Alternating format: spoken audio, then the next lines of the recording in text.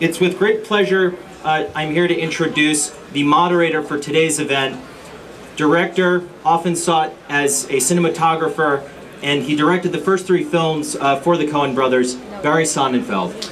Yes, I worked on the first 3 movies with Joel and Ethan, Blood Simple, Raising Arizona, and Miller's Crossing. We had a really darn good time, except for parts of Raising Arizona, if I'm not mistaken. And I'd like to introduce you to Ethan Coen and his older brother Joel. Well, the last 3 films you started to edit electronically, is that, or 4 films, Ethan?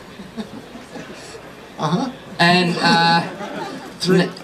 now, has that been a huge change for you guys in terms of the way you think about being in the cutting room together, or is it the same process? Actually, shockingly little change. Shocking for us. I mean, we resisted it for a long time. 3 movies ago, whatever, 4 or 5 years ago. So we were cutting on film long after most people had given it up, and we resisted cutting on computer. But not to sound like we're plugging Apple, but you're in the Apple Store.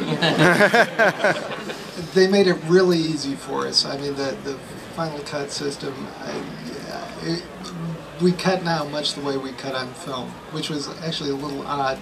I would have the moviola, and Joel would have a flatbed, and I would like mark, incoming shots and hand them over to Joel, who would basically do an assembly on the flatbed.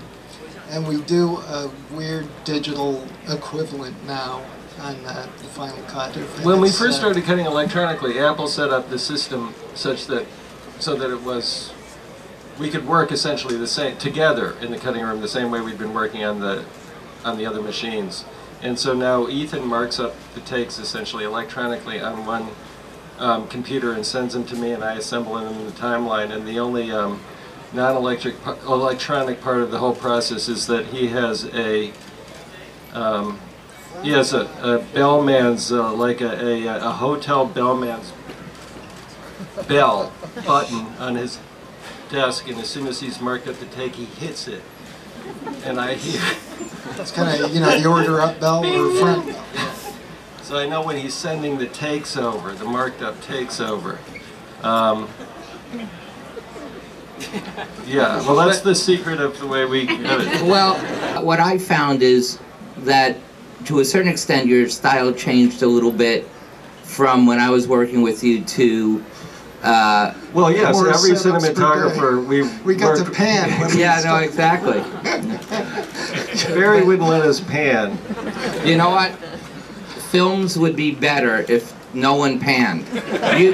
You watch any movie that you think is boring, they're panning.